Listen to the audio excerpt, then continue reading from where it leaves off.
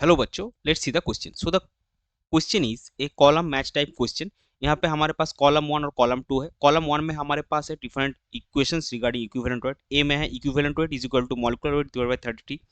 B में है equivalent weight is equal to molecular weight divide by 27। C में है equivalent weight is equal to molecular weight divide by 28।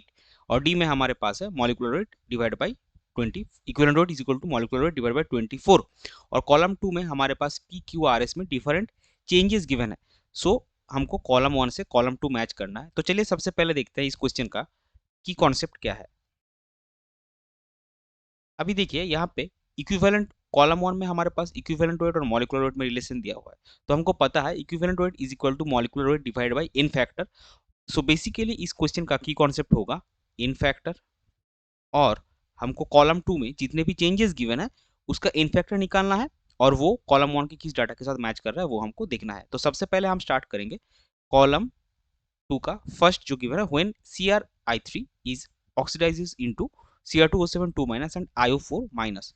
सो ये हमारे पास है CrI3 which is being oxidises to Cr2O7 2 minus plus IO4 minus. अभी देखिए यहाँ पे CrI3 में क्रोमियम का ऑक्सीजन स्टेट होता है +3 और आयोडीन का हमें पता है -1 है। और Cr2O7 में हमको पता है क्रोमियम इज एट +6 और IO4 माइनस जो है यहाँ पे आयोडीन आता है आपका +7। तो चेंज देखिए क्रोमियम के केस में क्या हो रहा है +3 से +6 क्रोमियम ऑक्सीडाइज हो रहा है।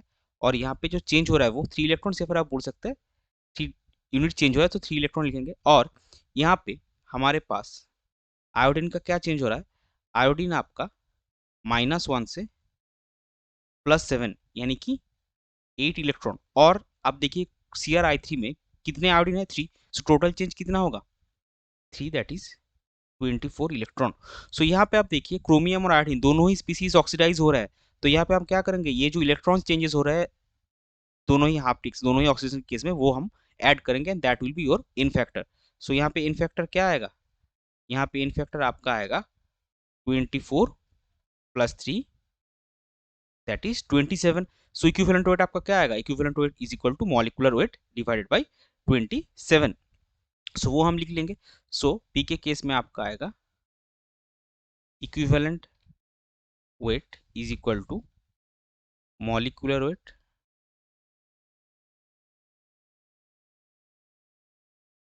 डिवाइडेड बाय 27 जो कि आपका है कॉलम वन का बी। अभी चलते हैं कॉलम टू पे दूसरा जो है क्यू में Fe when FeSCN whole twice oxidizes into Fe+3 SO4 2 minus CO3 2 minus and NO3 minus।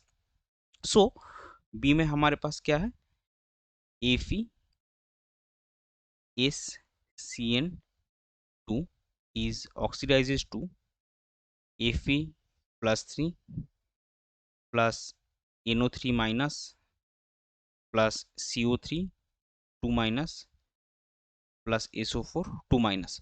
So oxygen state देखते हैं यहाँ पे आयरन आपका है +2 स्टेट में, सल्फर आपका है -2, कार्बन आपका है +4 और नाइट्रोजन आपका है -3।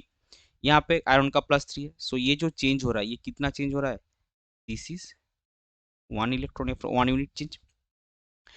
और नाइट्रोजन के केस में क्या हो रहा है -3 से यहाँ पे NO3 माइनस में नाइट्रोजन है +5। सो यहाँ पे चेंज आपका हो रहा है 8 यूनिट। और कार्बन यहाँ पे भी +4 है और यहाँ पे भी +4 था।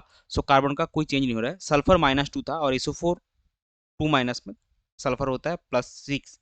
सो यहाँ पे चेंज कितना हो रहा है यहाँ पे आपका चेंज हो रहा है 8। सो यहाँ पे आप देखिए जो नाइट्रोजन 2 है so this will be 8 × 2 16 electron change. यहाँ पे भी 8 इलेक्ट्रॉन का चेंज हो रहा है। तो यहाँ पे भी 2 sulphur so this will be also 16 electron. इसको हम यहाँ पे 8 इलेक्ट्रॉन लिख लेंगे। सो 1 इलेक्ट्रॉन 16 इलेक्ट्रॉन 16। सो आपका इन फैक्टर कितना आएगा सो आपका इन फैक्टर आएगा 16 + 16 + 1 दैट इज 33। सॉरी यहाँ पे ये क्यू होगा वी नहीं होगा 33। सो आपका इक्विवेलेंट वेट क्या आएगा equivalent weight is equal to molecular weight divided by 33।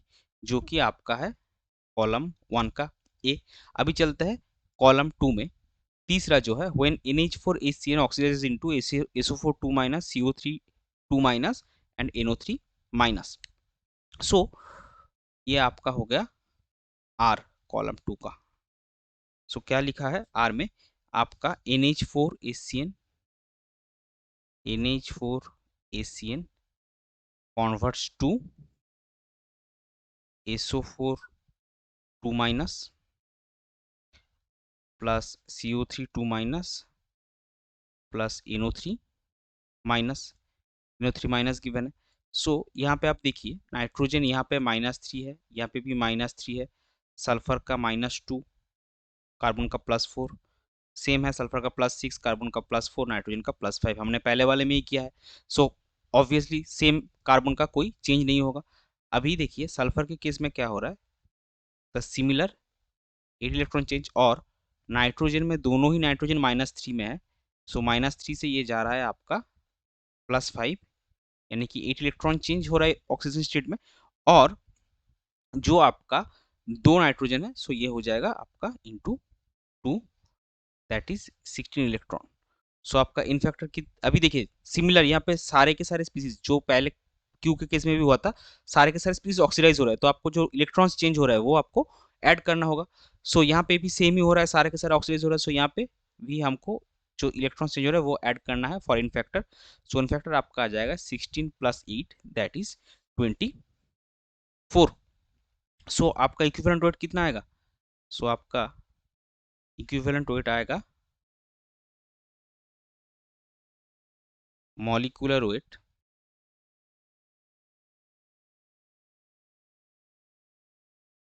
Divided by 24।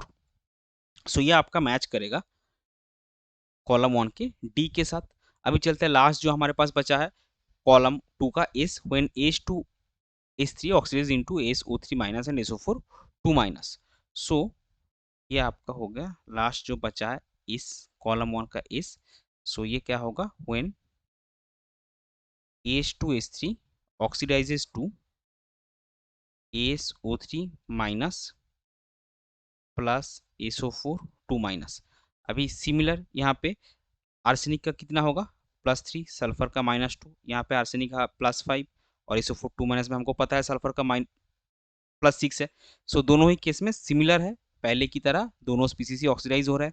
तो सल्फर का -2 से +6 कितना चेंज हो रहा है, 8 इलेक्ट्रॉन चेंज, और यहाँ पे 3 सल्फर है सो 3, तो टोटल आपका चेंज हो रहा है 24 इलेक्ट्रॉन। और आर्सेनिक का +3 टू +5 ये है 2 इलेक्ट्रॉन चेंज, और H2H3 में 2 आर्सेनिक एटम्स है, सो यहाँ पे आपका हो जाएगा 4 इलेक्ट्रॉन। सो आपका इन फैक्टर कितना मिलेगा, दोनों स्पीसीज ऑक्सीडाइज हो रहा है, इन फैक्टर में हम जो इलेक्ट्रॉन चेंज हो रहा है वो ऐड करेंगे। So that is 24 + 4 that is 28।